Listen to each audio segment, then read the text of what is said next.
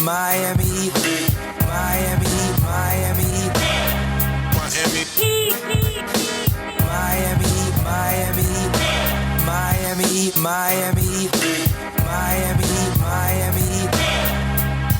It feels like Miami.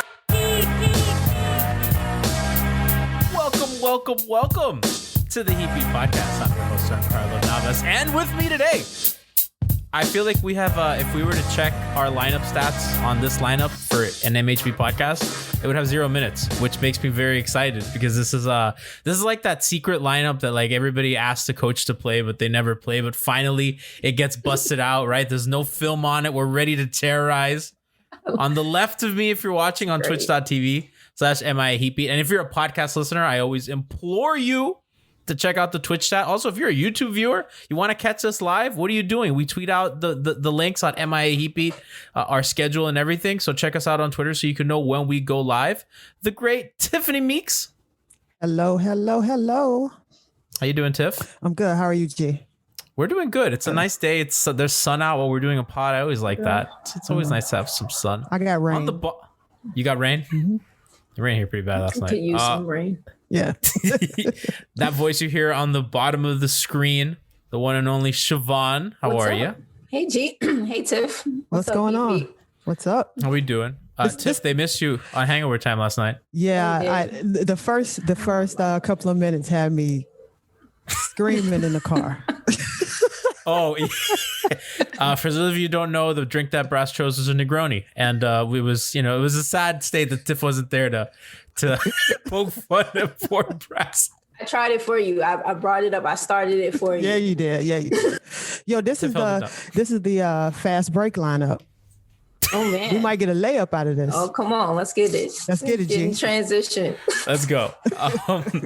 So we have a couple things to get to. I'm actually really excited for the show. So we haven't done a pod. We've done hangover times. We haven't done like an MHB proper since before the Laker game. I was on a Thursday, and we don't do pods over the weekend. So this is our first chance for me to react to the Oladipo stuff. And real quick, I mean, there's been a lot of reporting going around, and I know that he's waiting on a second opinion, and it might be shin splints. And there was a kind of a weird article that Barry put out today that, the Heat kind of put out there that it's a pain tolerance thing, which brought me kind of Justice Winslow flashbacks and how they kind of framed his injury. Now, if you remember, he had that concussion in Denver, which is kind of funny. Like we're staring at playing in Denver in a couple of days, the parallels. So Justice had the concussion and never came back in. And then there was a kind of some media leaks of, the pain tolerance and this and that. So that was something interesting to me. But I think ultimately, and Tiff, maybe, I don't know how you feel about this. Like, I think if they get Vic back, like in some sort of at least even a 70% capacity, that would be like a surprise. Yeah, I also think that if he's 70%, he shouldn't come back. He might want to because of the contract year, and that might be a decision that the organization might have to make for him. Well, I think he needs to be smarter than that because if he's at 70%, that means he's at a 90% chance of getting injured, right? Like he's not healthy if he's 70%. And to be honest, I don't think he's 70%. So why would you risk any future earnings based on the rest of the season? It's like, it's like you got to go, if you got to sit it out and get healthy, sit it out and get healthy because there's always going to be a need for a healthy guard like Vic. Yeah. That's it. He plays defense. Yeah. At that position, that's. Look at how he was playing when he got injured. Look at that game from start until the point where he got injured. He was a dog on both ends of the court. There's always a team that needs that man. So I wouldn't, if I'm him and I'm less than 90%, and even 90% is pushing it with the injuries that he's had. So let's be honest. Go ahead, Siobhan. And that's the thing, the injuries he's had, right? Like it's not even he's at a fresh 70%. This is him. This would be him trying to hope to get back to 70 after having come off of big injuries. And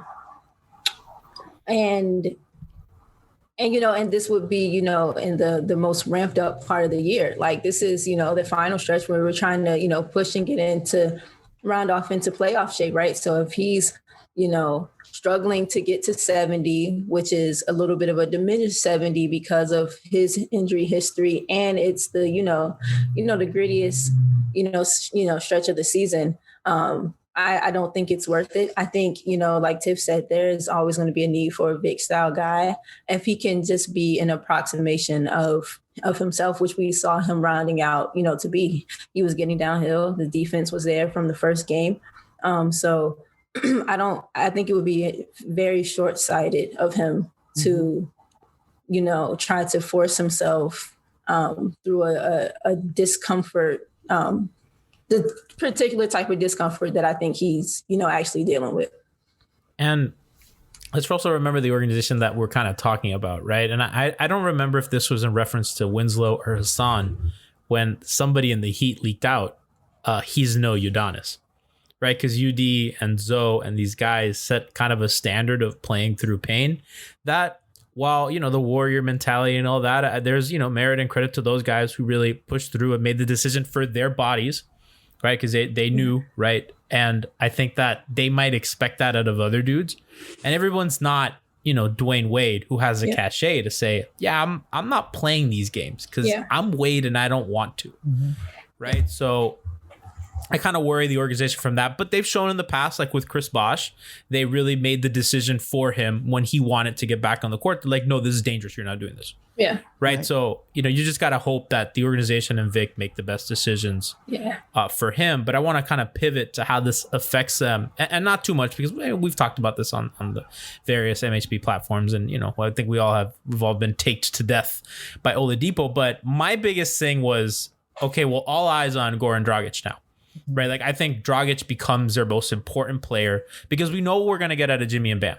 Right, like that's not a question mark. We know, if anything, we can expect maybe a little more out of Jimmy. Maybe the cape has to come on every game in the playoffs, and Bam, I think we kind of know what he is. But Dragic, for them to reach a level that they can, I think kind of the finals is out of the picture at this point. But if you want to win a round or two in the playoffs, I think it's gonna come down to, can Dragic find whatever's left in his tank? Because I don't think there's a lot. Yeah. Can he find what's left and give them a 3-week stretch? Or not even what he was last playoffs, but give him a 3-week stretch where he can hit some threes and create some action downhill in isolation and using a screen. And their season, I think, is going to rely on that. And I'm gonna say, I actually think it relies on Hero. Interesting, yeah. And I had someone else different too. Go ahead with you. I just don't know what Goran's going to do at this point. I honestly don't know what's left. That's fair. And you hope he got that reserve tank somewhere, but it's going to be hard first of all, it's going to be hard for him to get healthy at this point. If he's going to play minutes, there is no rest, because as we see with this team, there's no rest. So I don't know when and if he's going to get healthy. So I honestly think that reliance should go out the window, and anything that he gives is extra. Yep. I think at this point, if you're gonna bring Tyler off the bench as a sixth man, he's got to step up his scoring. He's got to bring those turnovers down. And he's going to have to, keep doing what he did last night and go forward with his positional defense. Yeah. Tiff, to your point, do you want to guess what the Heat's second most used action is? What is it? Tyler Hero pick and roll. There you go. More than Duncan handoff, more than Duncan catch and shoot, more than Dragic pick and roll, and shockingly more than Bam as a roll man. Hero pick and roll is their second most used action. Yeah, it's because he can't create space, so he needs that. Oh no, that's what it is. And so you're right. So all right, so G, you said Goran.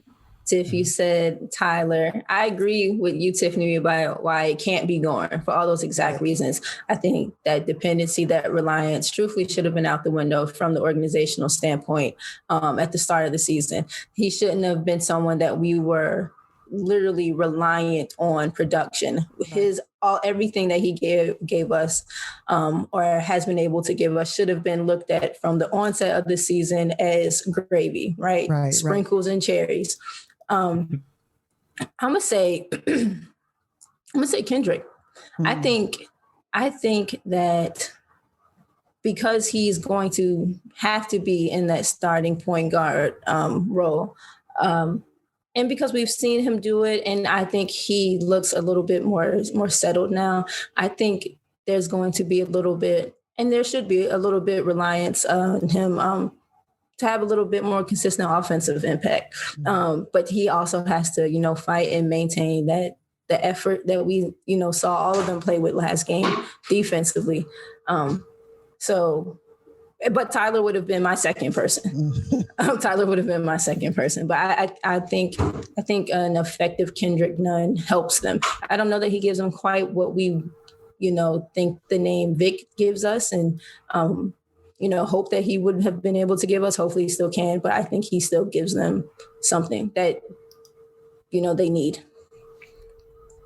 I don't disagree with the Tyler thing. I think depending on Kendrick is asking to find gold in a place where there's no gold. I think that he might give you a 5-game stretch where he's awesome, but I think history will kind of show that more likely than not it's not who he is now. If they can find that, that'd be different, but I wouldn't bet on that. Tyler thing. But why I didn't say Tyler is because I think while he's been a little up and down here a bit, I think he has been fairly steady in what has been needed to have come out of him. I think for me, since he was moved to the bench, there have been peaks and valleys in that, along this stretch. But I think, I think he's been pretty much where he's going to be.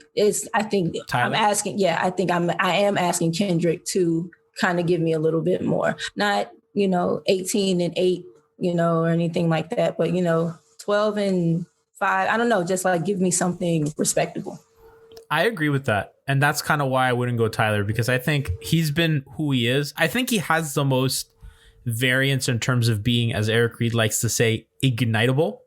Yeah. I think that's kind of what he adds, because we haven't seen him. Although he's been shooting the ball well since the trade deadline. Tyler. But you need but the thing about it is that if you're saying to me, we don't know what we're going to get from Goran night in and night out, someone other than Jimmy and other than Bam has to score. They have to. You can't rely on 8 people every night to be in double figures. Yeah. Someone has to be that reliable third consistent scorer who can score on all 3 levels. Yeah. Someone. Yeah. So that's what they miss with Goran, because last year that's what. But that's the whole point. So Goran can't do it. I honestly think Tyler can do it. Now, can he stay on the court because of his defensive lack of prowess is a different question. Right. But I think he can do it. And here's the other thing. Let's be honest. If you can't rely on someone, why the hell are they on the team? Why are they here? Yeah. Yeah, no. I'm not asking you to go move mountains, but I'm asking you to do your job, to do. Who's a mismatch? No, I'm saying like they have like a mismatch of they do guys that you can't rely random on. Assortment of players. They do. It's like you pick a name out of a hat. Who at best help fill in each other's holes, but still have their own holes present. Right. I mean, other than Jimmy and Bam, I mean, it's really rush. And I think Duncan has been. I guess prior to the trade deadline, you could have said he was kind of in that no-show list, but I think since then he's been pretty consistently. Yeah, but I think after Jimmy and Bam, it's like it's not that he's a no-show, but he's not. He's affecting the game enough. Yeah, you know what you're going to get. Like you could say, all right, I'm going to get anywhere between 3 to 6 threes a night, right? Mm-hmm. But when you're wide open for that mid-range shot, I need you to hit it. Yes. And not force that pass underneath to Bam when he's not ready, or not kick it back out to Jimmy when he's not in a good position to even shoot the ball. Like we need you to hit that mid range. Your wide open shots. I need you to knock those down. You are a goddamn marksman with 6 hands in your face. Right. But like the couple times you do get a clean look, I need you to tighten stuff like that up. Not He's big taken things. One mid-range shot since the trade deadline. No. But they're there. I mean, he's taking like a lot of layups. Yeah. Yes. And he's taken one mid-range shot. But it's there. It's there for him every single night. I'm not mad at him. I'm sorry, he's taken two. He's taken two. And he's just there passing out of it. Do you know what their what's their best offensive lineup is? That varies because they've played so many lineups that they have no consistency. Mm-hmm. It was the starting lineup of like Olynyk with Bam, Jimmy, I think Dragic and Duncan. I think that was the best one. But I do think like, so their offense has been 13th since the trade deadline. Yeah, that's which I think is promising during the game yesterday or whatever the game was. Which is good. And kind of going back to Goran, that has been buoyed by Tyler and Duncan. Like, I think specific because like Jimmy is not really doing much else. If anything, like, Jimmy had a really good game against the Blazers. And Tiff, do you feel like that was a laboring performance from Jimmy? I felt like that was pretty easy. No. And that's what you want. You want him to have the next, how many games? Are there 20 left? Something like that? Yeah. So you want him to have like 15 games where he can kind of set up tempo, but coast throughout the game. Mm-hmm. and pepper the ball around and let Bam get into his mid range and then let him get into his fadeaway, hit Duncan with, some threes. Like you want Jimmy to coast these next however many games. So realistically, if none is starting, he's got to get into double figures every night. Like I know it sounds crazy, G, but he has to. You gotta ask him to. That's what their aspirations are what they are, then you gotta count on him to do, big boy shit, Yep. Big boy shit. That's what I'm asking. Player Attacker 999 says vibe and survive. Am I right? It's kind of a funny way to put it, but yeah. And when Jimmy's able to put up, not these laboring or not having to labor, through these games, we kind of see what he's able to do for his offense, right? Like his jump shot looked so technically sound, like so sturdy. So his legs were up under him. Oh, cool. I'll save that. I have a whole thing about that. I want to pivot real quick. I do want to kind of close with the Goran thing. They've gone to 13th since the trade deadline. And their defense has slipped a little bit, and I think that's a product of kind of playing more Tyler and Duncan because they're playing better on offense. So, that's a trade-off that you're always going to take. But I think the defense has still been really good, and they've played a lot of really good offensive teams. But so they've gone up to 13th with their shooting kind of coming back, and Ariza still is not where you think he can be. So let's just say Ariza gets to a place where he's like a decent shooter and not in the mid-20s. What's left is somebody who can create in pick and roll and put pressure on the rim. And Kendrick is not that guy. He can do a lot of things on the court, but he can't self-create off that unless it's off secondary or third actions. Dragic is the only guy that they have other than Jimmy and Oladipo that can legit ISO, pick and roll, get to the cup, and has the threat of the step back. And Tiff, I'm with you. I don't know if that guy ever plays basketball again. Like that version of him. I don't know. And I think it's a safe bet to say no. But he provides them the pillar of offense that they need to get back to a place where you're like, oh, they're dangerous. Not title good, because a lot has gone wrong for them this season. Survive and vibe, right? But he really gives them that extra pillar of their offense that they just have not had. And I was kind of, not to take a shot at the great Zach Lowe, but I kind of did not like on his podcast with Doris Burke, which, by the way, I'm like a huge Doris Burke stan. Listen to that podcast. It's like incredible. And just to hear somebody love basketball as much as she does, as smart as she is, it's just a delight when people like that cover our sport. I love it. But Lowe said they're missing Jay Crowder a lot. And I feel like that's been the national narrative because it's the easiest thing to point to. Right. Yeah. But I'm like, I think they've gotten enough out of that position, and their defense has been awesome. Yeah. And maybe their shooting has suffered, and he really provides that, and as a kind of a secondary handoff guy when they try to hide centers on him. But the Dragic thing, to me, is the biggest story for them. Right. Like, that's what they've lost. Well, I think because everybody overlooks what he means to them on the court. Let's just be honest. Everybody overlooks Goran and his value to them on the court. I think personally, like the fact that is true, where they miss Jay more than anything is his toughness. They miss that. And it's evident when they play like the Go Bears and the big guys underneath. Mm-hmm. Like it's his toughness they miss, because since we've made a few moves and things have slowed down, the offense is fine. Mm-hmm. And Ariza and Iggy and anybody else that's filling in and doing all those things, they're giving you the combination of the offense that you got from Jay. Mm-hmm. But it's that toughness that is solely missed underneath that basket next to Bam. Yeah. And I think BigCon97 in chat says Miami needs a dog. And to Siobhan's point, that's what you've said all year. Yeah. Oh, yeah.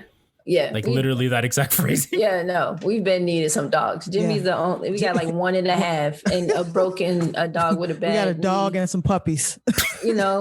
Some little babies. Yeah, Happy I think National Pet Day. Happy puppy heats. No, Tiff is absolutely right. The combination of what you've been able to generate out of an Ariza and your Iggy's and even to an extent, when Kelly was here, Kelly had his limitations, but he, like it or not, and it may be, we just don't want to like it, but you point this out all the time, like they were a better team with Kelly Olynyk on the floor. And so we've gotten enough, I think, over the stretch to say that whatever Jay was giving us offensively has been, accounted for. Toughness, absolutely. Some grit, some doggedness about them. And that's not really a quantifiable skill, but it's absolutely, it's noticeable. Like, we see what it looks like. Times where, I call the team gutless. That's the type of things I'm talking about. Like we get pushed around a lot. But I would disagree that, at least at this point in this season, maybe we did a while ago, right, but I would disagree that at this point in the season, Jay Crowder is not the reason. I miss DJ more than I miss Jay. So do I. Damn. Yeah. That's so do I. I love DJ because he could lock down a guard. He had an energy, a motor, life, springy shot blocking. I was anti-DJ. We know. Why do I feel like you were and I didn't? Yeah. Why do you think I'm anti-DJ? I think it's an obvious thing, but why do you? Because he can't shoot. There's two reasons why I'm anti-DJ. One of them is why I can't shoot. What's the other reason? Is he skinny? Is it because he's skinny? Late in games, bigger guys use him like a rag, and I'll never forget. It was. No, hold on, wait. Skinny. So yes, because he's skinny. Like we talk about size and like he has like the length. Yes. And that's why he can like kind of switch onto a guard and you'll survive. Yep. But like and he could jump over anybody. But I remember against the Lakers and against the Clippers in Miami, late in games, in both times, he had to box out for a rebound. And God bless his soul, he tried. Yeah, he was young. Listen. Shit, I remember this season at the Lakers, he stuffed LeBron twice and was good money with it. I'm happy for him. The key to what you said, G, is he tried. He tried. He did. Because we can watch some of our players not try. Yeah. And the rebound goes right past him. So he tried. But back to what you were saying. Somebody said my takes are crap. I agree. If there's no Vic and Goran isn't some sort of carbon copy of what he was. Yeah. There's trouble in the small town. They have a lot to replace and they don't really have good options. And that's why I think a lot of the year has been us discussing which is their best bad option, which is their best suboptimal option. Yeah. Because they've really, and then Vic was supposed to be the guy. It's like, okay, we fixed it. And I feel bad for him, like just like on a personal note, like the dude wanted to be here so badly. And if he doesn't play another game for them because of his injury, I think it's probably unlikely they keep him. Yeah. I think for sure they renounce his cap hold, which means that they can't sign him over the cap, and they're going to be maneuvering in a tight situation. So he may like have played 4 games here and that's it, which sucks because he's clearly wanted to be here. It looked like he was happy and he was kind of finding his footing, and that just really sucks. I don't want to make the show too doom and gloom. I just wanted I haven't talked Vic on the pod, and it's just something I've been wanting to do. So Siobhan brought this up earlier. Jimmy's jump shot has been such a difference. He looks good right now. He's shooting like in his last like 10 games or whatever. He's like at 50% from mid range, killing dudes. Remember how like we were questioning last season, like does he have the wrist? Is the wrist still bothering him? Is he getting lift? No questions about that this season. He's even taking more threes, which I like. Yes. He's not just like ignoring that part of the game. Right. And he'll take them, which I think is good for him. Yes. Also kind of gets him in a rhythm, forces guys to stay honest. But I mean, the stuff that he's doing in the post on the turnarounds, I really like when he really gets to his spots. And that to me is like, okay, my guy's revving up for the playoffs when he has to mismatch hunt and he gets one of these smaller dudes on him and let's go. It's the torture chamber because he's a physical, strong, I don't even want to call him a power wing, but he's like at that line where he's just gonna bully smaller dudes completely. I mean, we saw it in the playoffs. I mean, poor George Hill. I mean, he's still probably in an ice bath from what Jimmy did to him in the playoffs. And Siobhan, like for me, that wasn't their last regular season. And if he's gonna be like an elite mid-range shooter, I feel a little bit different about this team. Yep. So, oh God, you just said so many things. Yes, I agree. I'm sorry. No. It's perfectly fine. I love it all. So yes, I agree with the last thing where you left off at. Yeah, if he can find this level of consistency through the rest of the regular season, it does make me personally also change a little bit how I feel about maybe this team's potential. I think you're right. We didn't see this type or this maybe ease in his offense at this juncture of the season last season. Of course, he rounded off into playoff Jimmy, but he seems to be trying to get into a little bit of a lather here a little bit earlier. I think maybe he understands, what is going to, maybe be asked of him again. And God bless his soul. Pacing himself. Yeah. But you're absolutely right, man. Like it's the way he's kind of been diversifying his shot taking portfolio. Like he's getting, all 3 levels. He's not a prolific long range shooter by any stretch, but it is important that he takes them. And the ones that he's taking, his legs are fully under him. His shoulders and his body posture up in his upper body is spectacular. His fucking body control is incredible. I tweeted about that the other day. Top 3 body control in the whole league. Debate the muscles you can't find. He's awesome, and like you said, he's strong. He's physical, but he isn't, like you said, not wanting to call him like a power or anything, but he just plays with a level of just toughness because his body is constituted in a way that it can take it. He's a bully. Yes. Yeah. He's a bully in the best He's a positional bully. Yep. Yeah. But in the best sense possible, he's a bully. Yeah. And that's what like you can watch him play and no, he's not as gifted as like a KD, but let's be realistic. If physicality came into play, physically, KD is not giving you the same thing Jimmy's giving you. Right. And the one thing people just don't talk about is that this man is dragging everybody on this team with him. It's no player left behind. He's got confidence in every single player on that bench when they go in the game. And that's like, we can talk about what he did in the finals. We can talk about his shooting. We can talk about all those things. But those players are playing well because he believes in them. Yeah. Like that. And people don't talk about that enough. Yeah, he's infectious. He's such a willing off-ball player too, to help those other dudes. Like for a guy, and it's very Wade-esque, for a guy that's not a good like 3-point shooter or catch and shoot guy, the way he affects the game off ball for his teammates is just, it's huge. Like a superstar is doing that, right? Like who can't shoot. Right. I think we've said it before, Siobhan. He's sheer power of will. Because he understands that he can't shoot. So he knows his game. He's not one of these dudes that's trying to be anything other than who he is, because being who he is has gotten him to where he is now. And with the respect and, you know, with the love of the organization that he, you know, feels for too. And so there's no, you're not really getting any bullshit in his game. He knows what he's good at and what he isn't. And so he works at other things to still be able to be impactful. Right. Well, and look at it this way, you know, anybody can laugh and you can say Jimmy can't, whatever. And at the end of the night, Jimmy's sitting at 26, 7, and 5.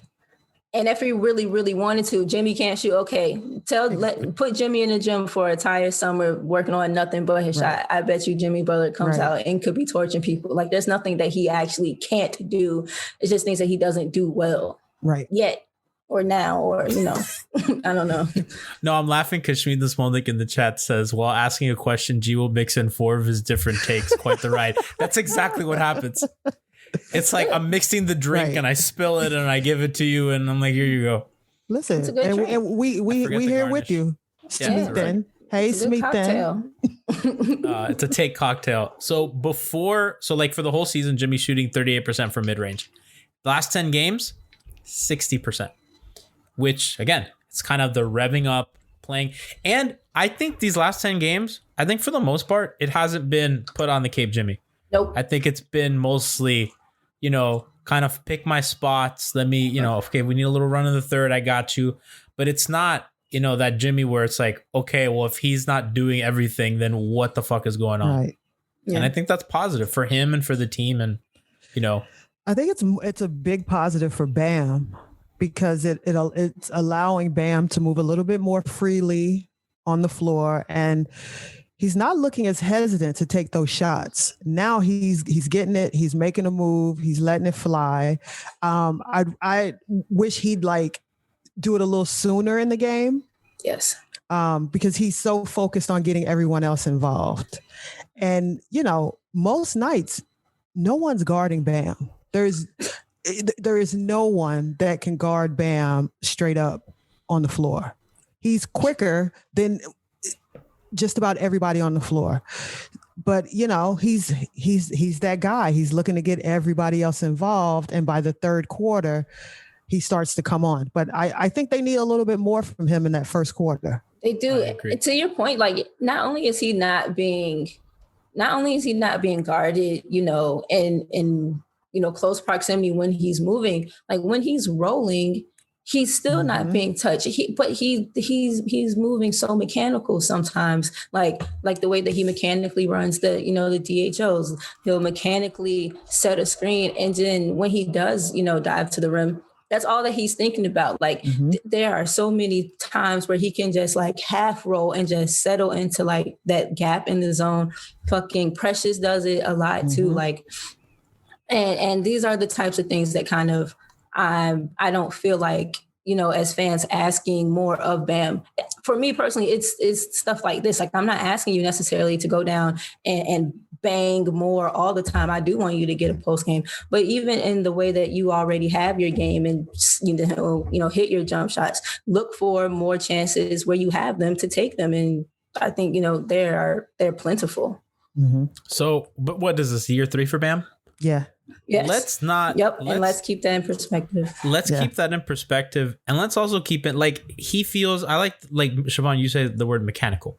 And I feel like it's programmed, right? Like he's programmed to do these things. And I think, and remember early on in his Heat tenure, he was kept on, I don't want to say leash, but they were very conservative with how they used him. Right. And we knew the ball skills, right? Like we saw flashes of the ball skill, but his rookie year, like it was very strictly, Bam, you are going to screen up top and roll. And that's what your role is today. And, you know, I think somebody tweeted out the other day, like Jokic was averaging like 15 points or something like the year before he went to the Western Conference Finals, right? So let's not, you know, let's not like lose our kind of perspective with him. He's on the rise. He's probably not going to make an all NBA team this year. It might make an all defense team. But the fact that he's in these conversations so young in a league that has Embiid, Anthony Davis, you know, Jokic, you know, even Rudy. Spo has to look to open it up a little bit for him. Yeah, because it's not lost perspective. If I know you can shoot it, I want you to shoot it. It's we see greatness. Yeah, we know it's there, and it's okay for him to wave Duncan off and take the shot. It's okay. Like he has earned that right to say, I'm taking the shot, like he has, especially like the way he carried us in that Boston series. And the way that he's been paid. Yes, the way he's been playing and the way he's been paid. He's earned it. Or not. Right. So I don't think it's lost perspective. I just think that do it now so we don't have to worry about it game 4, round 1. Do it now. Just take it. No, I like hit or miss. I like seeing him take those open shots. I do, because his touch is immaculate. It's phenomenal. Yes, it's almost too feathery. Yes. It pisses me off sometimes. It's so feathery. How many guys his size can legit guard him one-on-one? Is it like AD and I don't know, like LeBron? Maybe LeBron, and is that it? Like legit. Like if Bam is like an actualized person that comes AD, to this LeBron, maybe Kevin. I don't think there's 5 people in the league. Oh, he'll roll KD. Yeah. KD's not strong enough. Like Bam has like the physical. If gift. he uses his physical tools, see. Because like Embiid's not. He has to put it all together. He got to put it all together. That's what I'm saying. Rudy's not quick enough. He has all the things. Oh, he lights Rudy up. Yeah. I love. Listen, one of my I know that we all are Rudy Gobert slanders. I love when somebody gets him in space and he looks ridiculous. Chris Paul did it at that Phoenix Utah game, and I know how much we love our CP3. I love it. I love that shit so much. CP3's like, where is he? The Dallas Give game, me his ass. The Dallas game, the last time that they played Dallas, the dude Dorian Finney-Smith. Oh, he's from here. He's from the area. Shout out his sister and his He's family. really good. Shout out my He's been huge for Dallas. He has been. So he had like his career high against them the other day, and his quote was, "Oh, I knew I was going to get off when they put Rudy on me." Like this man told the press that I knew I was going to have a career night when they put the depoy on me. Like people are torching Rudy. I love it. I don't think anybody likes him. I don't think so either. I don't know, man. He's good. Like he's a very good defender, but he's flawed. And because he can be schemed off the floor. Yes. You know, and he's their best defensive player. So if your best defensive player can be schemed off the floor, that's a problem. Whereas Bam, you can never scheme him off the floor because he's guarding 1 through 5. Yeah. And what he does on offense. Because sometimes how you scheme Rudy is you just, you make him an ineffective offensive player. And Bam, he can't. He's too good. Bam makes himself ineffective. Right. He's his own worst enemy. He is. Yeah. He is. Yeah. You gotta get out of his head.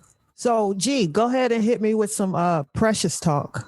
Ooh. I'm excited for this because, and I tweeted out a video on my Twitter account at @GNavas103. I was proud of him. I thought he did a great job tracking the guards on switches and on traps. I think, it's tough for a young guy, especially as a big in this league, because when you're a big man, you're responsible, especially in the Heat defense, you're responsible for a lot. Yep. You're responsible because you are going to switch or you're going to trap, and you need to have that first rotation set. You need to anticipate really well, and then you got to make sure that you get back to rebound. Mm-hmm. And it's a lot if you're a young guy, and a lot if you're a young, undersized guy. And in the Heat offense, you're asked to do a lot as well. You're asked to trigger almost every set starts with a handoff or some down screen or like all this air poster nonsense triggered by a big man for the most part up top in that little, right? So all eyes on you, and it's tough. And he's not looked good, right? And that's well documented. I thought yesterday was a very interesting choice by going Precious over Bjelica, because Jimmy and Bjelica, as I've tweeted out, their offense is like through the roof. They have like, what is it, a 140 offensive rating when they play together, which is just batshit crazy because Jimmy plus stretch big equals profit. Yeah. And the defense has been okay. I think that they've mitigated a lot of that by putting really good plus defenders around Bjelica and kind of hide him as much as he can. But Precious got the nod yesterday. A quicker Blazer team with a lot of guards that can really hurt you off the dribble. And they trusted him to switch and to trap.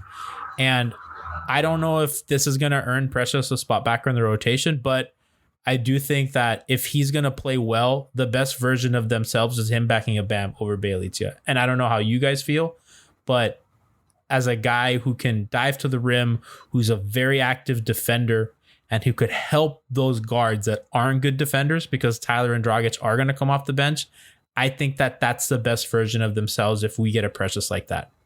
You said the best version of himself. I'm gonna let you said the best version of himself is if he's backing Bam and not Belly.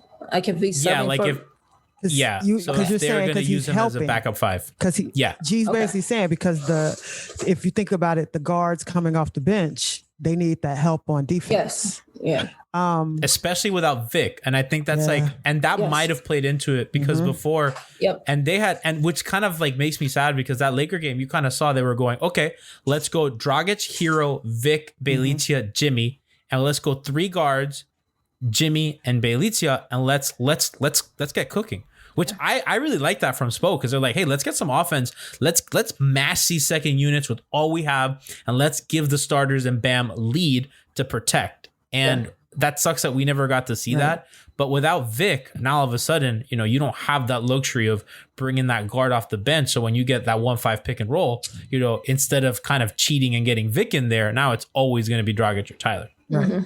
I think it'll be, I'm hoping, I've been saying that Precious hit the wall. He's a rookie. He hit the wall and he's going to have to find a way to crawl through it. But it'll probably be situational with Spo. If we're playing a big lumbering team, then we're going to get some belly. But if we're playing teams that are quick, that have multiple guards like Portland, then, we'll get some Precious, which I'm not mad at if Spo's going to be situational about it. But you want, on either night, you want both of them to be playing well because you're going to need both of them to. And I'm not just talking about scoring, but I mean just rebounding, helping with the defense, like you said, trapping, getting down the court. That's another thing because sometimes we look a little slow getting back on defense. A lot. We look slow in transition offense. They don't have fast guys. No. Vic was like one of their faster dudes. Like they don't have zip. Yo, we look like we look like a grade school team running like that fast break where it's like nobody runs down the middle, nobody runs to the corners. It's just like a bunch of people running. Like Tiff, that's a good point. Like. So Jimmy is molasses, right? Jimmy's in Jimmy land. Right. Jimmy truly moves. Did you see the video of Jimmy in the Formula One car? Yeah. It's if you haven't seen it, chat, go to, by the way, shout out to Curtis Hero. He's given a couple gifted subs. We love and appreciate that.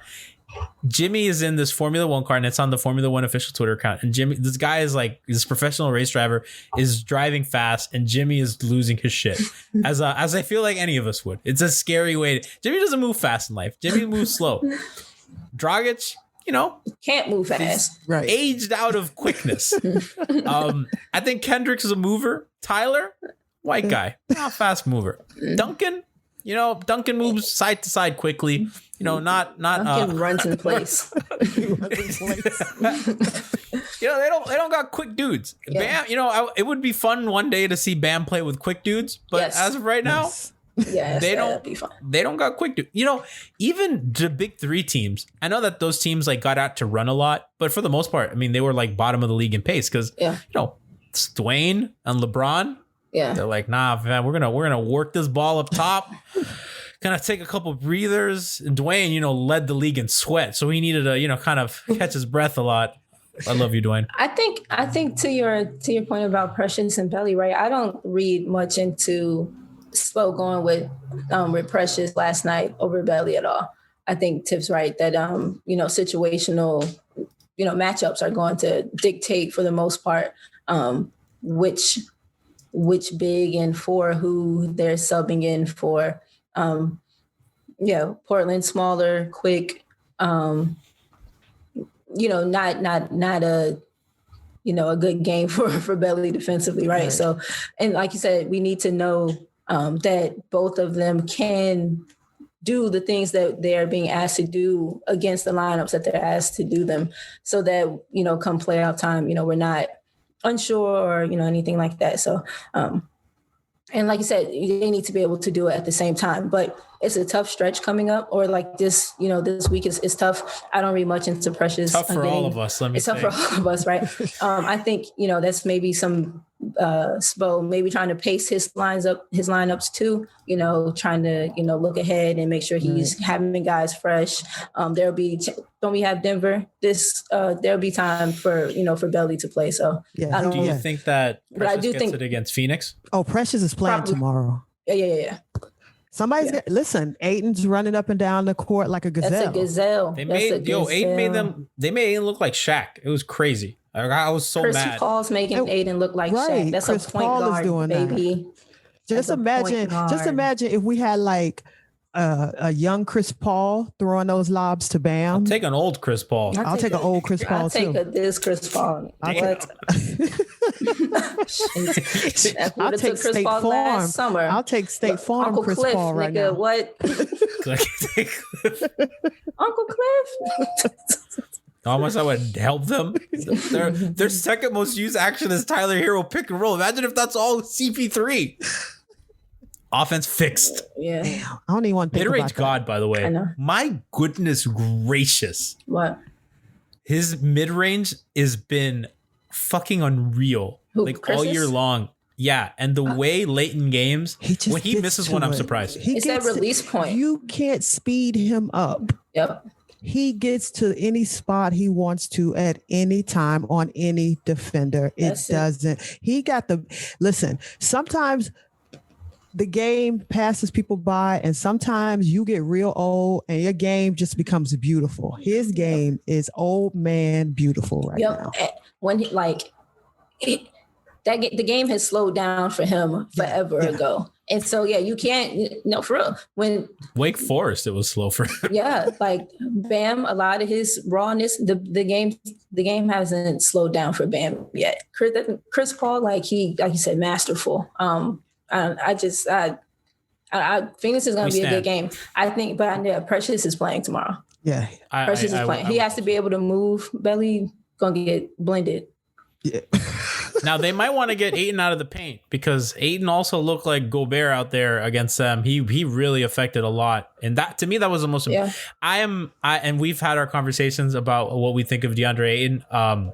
I know, but he really impressed me that game in terms of his rim defense. I like him. I mean, he's still raw too. Yep. I like him. He's raw. He just goes out there. He tries hard. He plays he also hard. looks like he's 40. He does. He got old man face. He got old man face. Yeah. Like, I was like, damn, you're younger than me. It's you the sure? cheeks. It's the cheeks. He looks like he's very stressed about his budget all the time. No, I think that happened when he said, "We signed who? Chris Paul? Damn. Now I got to go to the gym every day." He must be hard. I mean, I think like Chris and Jimmy are probably like you probably love playing with them, but they're also like a pain in the ass because you're damn, I'm gonna be held accountable for everything I lift. All right, real quick because we're running out of time. A lot of people asking about Dedmon. That could be a night. I think, and I said this on Twitter, I think that they're going to kind of wait for Dedmon to get in heat shape. Right. I don't think there's any rush. I think they have bodies right now. They have their three centers, and I don't think that there's going to be any rush to get an old guy out into the court.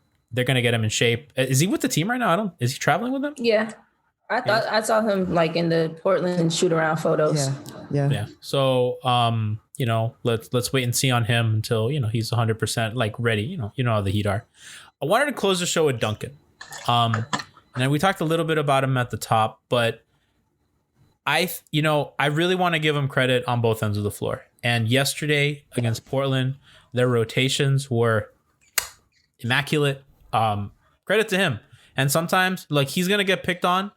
Guys like LeBron and Giannis and KD, and it's going to look ugly in the playoffs, and they're going to hunt him and they're going to put him in isolation, and he's going to look like shit. And we all can't get mad. Although he did put the clamps on Melo last night. I know you guys saw that. And I love me Melo, but that was funny. I think his defense has been legit solid. Like he's not there are matchups that are going to fucking ruin him, but I think rotationally, positionally, and even on ball, I think he's held up. The shooting is back. He's hit at least three threes in every game since the deadline. Just like, I think we're at like 9 or 10 games since then. Yeah. He's been lights out on offense. Lights fucking out. And Tiff, you had said something a while ago that I thought about a lot. And you said, Duncan's good, but there'll be points where like a quarter and a half will go by and he doesn't hit a shot. But he'll like end the game with like 4 threes and you're just like, oh, look, good game. 60% shooting with, whatever. I think recently that's changed. It has. And I think he's been, it's not, sometimes it's like those home run hits, but it's very steady what he does. And I think that has been absolutely huge for them. And they don't go in these huge droughts of offense because he'll hit a shot and he'll be like, okay, we have a little life. Right. It's not, we're not losing water on the boat. And that's what I was saying to you. I was saying, like, people would say, oh, he had 15 points. I said, but there was a whole 20 minutes there where he didn't even take a shot. Yeah. So it's like I think he also figured it out. Like, there's no rush. It's like, get into your rhythm and just do what you do best, do what you do best. So you get your shots up. And apparently now he's like the best cutter on the team because he's starting to look like it. Yep. It's do what you do best. It was never that I was just kind of like, oh, he's trash, he's this, he's that. But guess what? All he was doing was shooting. That's all he was doing last year was shooting. And it's like at some point, everything catches up to everybody. You've got to add things to your game. And he, more so than anyone on this team, has taken the biggest leap this season. Absolutely. By far. That cutting he's added, his passing. I didn't know he could dribble. He's dribbling. I know he could dunk. He's dunking baseline. Dunking. So it's... I tweeted this out of the Heat account. I forgot that in Wade's last game, he threw Duncan a lob that Duncan threw down. I was like, I don't remember that shit at all. Yeah. No, he's been, like I said, he's the most improved player on this team. Like, hands down, he's the most improved player on this team. And his defense has picked up tremendously, and he just tries on defense. Yeah. Sometimes it's like, all right, yes, you're not stronger than LeBron. You're not quicker than LeBron, but damn, just try. Yeah. That's all you got to do. Move your feet. That's it. I don't mind the foul rate. I don't mind it. Because I think sometimes it gets frustrating because you're just like, motherfucker, stop fouling. No. And a lot of times they're like early fouls and you're just like, God damn it, like you're on a roll. Yeah. But to me, that just shows me that he's trying to be physical and getting guys jerseys. And you know what? I don't mind that. Yep. I think. Go ahead, Sean. Go ahead. No, finish. No. Go ahead. For me, I think there have been like little milestones, along the season for me, that I think, have led or played like significant, reasons to where we are now.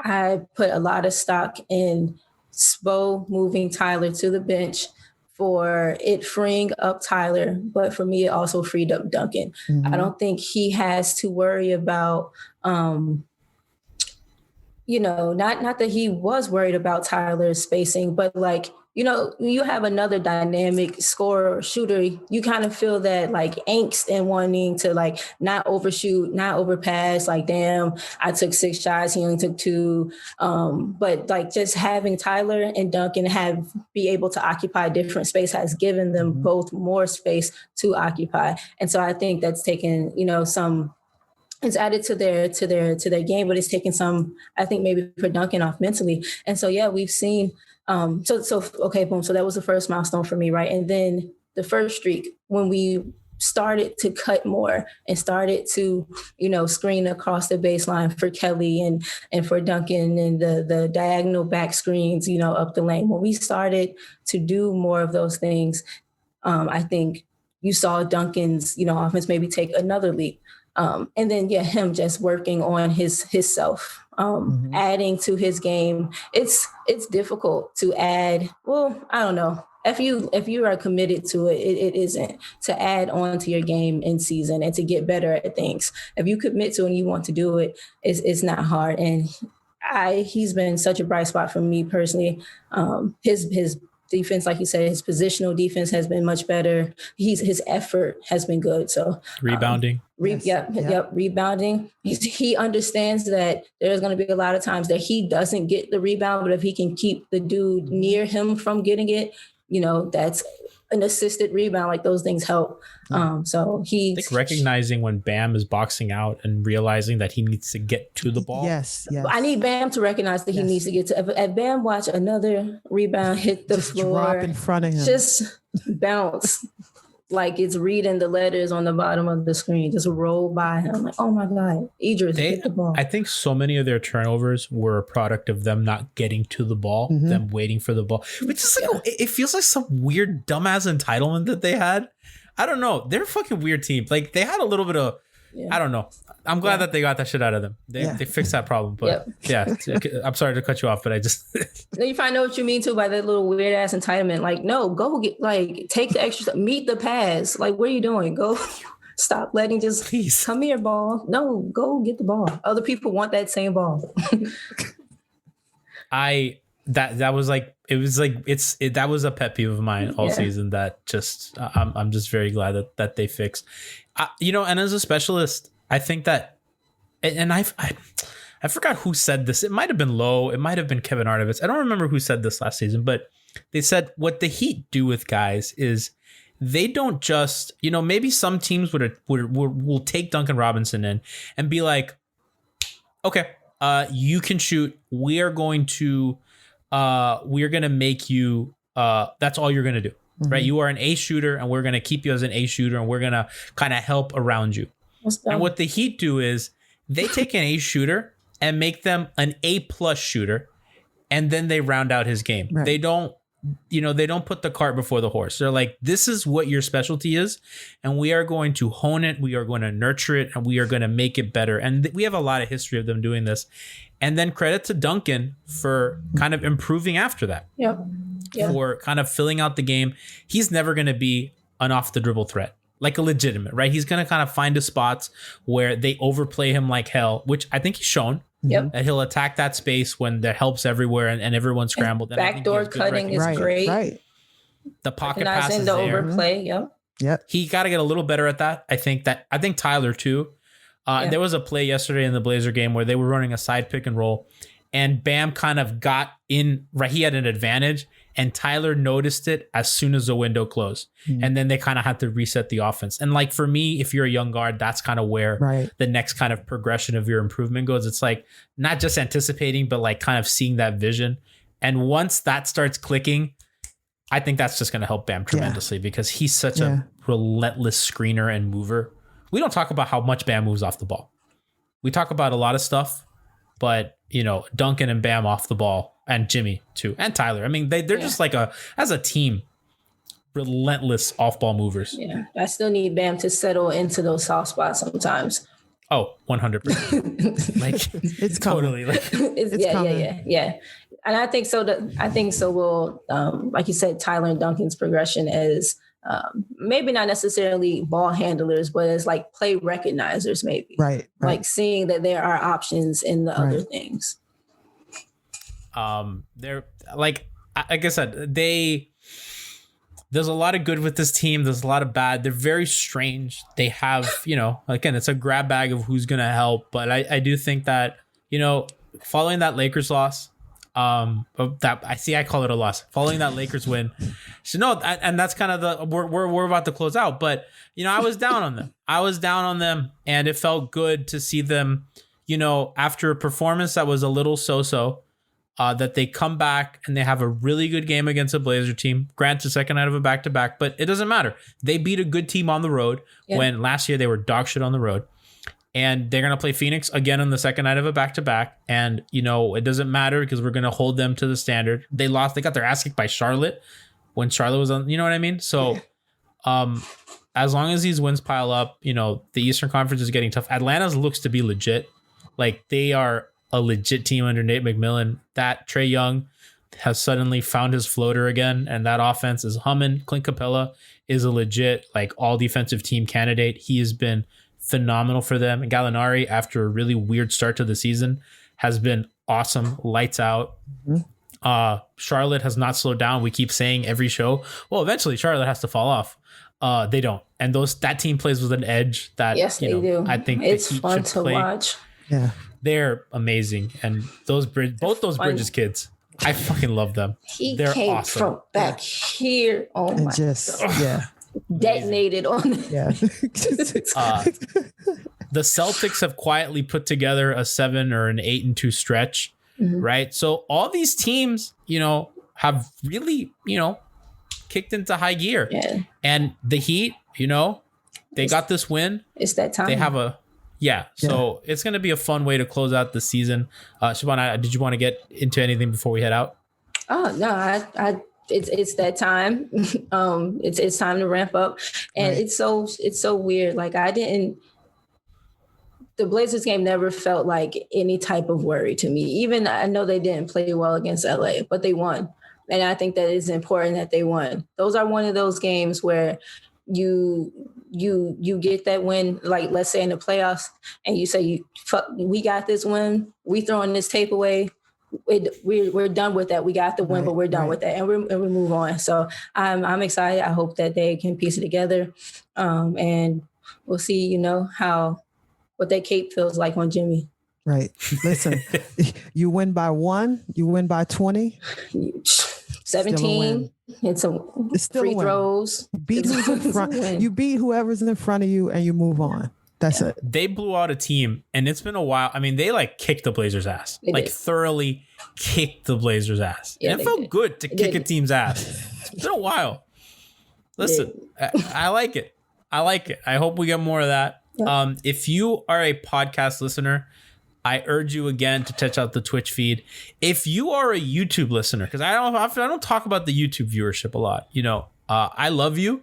Subscribe to the channel if you're not. It helps us a lot. I don't think you understand how much work goes into this. This is none of this is our full-time job, but I think we all treat it with a love and respect as if it was, especially during this hell week of West Coast games. A subscription on the YouTube channel goes a long way. To our Twitch subs, we love you. If you hit follow on Twitch, that helps us a lot as well. And if you are a YouTube listener and you want to listen to the pod feed, let's say you're driving and you want to, or you're at the gym or whatever, you want to take somewhere else. We are on Spotify. We are on, Apple Pod and all that stuff. So check us out, Miami Heat Beat over there, part of the Blue Wire Network. We are having lots of fun this season. This has been really great for us. If you've been following Heat Beat, we've been around for 8 years, and it's been really, really cool to kind of see what we've been doing this year on all our different platforms. So make sure that you're following us all there, that you listen the way that's most convenient to you. We want to give you as many options as you can. Thanks to chat. We love you. Thanks to everybody. Check out our Patreon page, patreon.com/Miami Heat Beat. We are planning the next watch party. I think we might do it for next week. I was going to do it this week for the West Coast games, but I didn't want to kill y'all. So I'm trying to be nice to our patrons. We're going to set up our mailbag podcast next week as well. So if you want to kind of get in on that, where you guys, the patrons, pick the topics, you guys literally get to tell us what we talk about. So get in on that. And we're going to do 2 locker room sessions this week. I know we promised one yesterday, but it was a really late night. Come on, give us a break. We're going to do locker room on Wednesday following the game and on Thursday following the game. So Wednesday and Thursday morning, we're going to be live on locker room at 10 a.m. And if you haven't done that, so far it's only for iOS. It's only for iOS. So sorry for Android users. Your app is coming on the way. You meant it too. Yeah. Get in on that. It's fun. You can talk to us. You can get in, give us takes. You could, all you people in chat. Listen, Jeffrey saying that my takes are bad. Well, get on locker room and tell me there. Like, you tell me my takes are bad. I give all the same bad takes over there. So you can get in, talk to us. It's really fun. It's usually Tiff, Alf, and I, Siobhan. We vibe in the morning, have our coffee. So enjoy us there. And I'm sorry for all this plugging, but I just want to let y'all in on all the offerings. We love y'all, and the merch is back up, right? The merch is back up. Get your Drip Drop shirt, courtesy of the designer extraordinaire Siobhan and Moose's incredible catchphrase. So check out all the offerings. Store.miamiheatbeat.com, and we have tons of new surprises coming up soon. So keep on our platforms. Mm-hmm.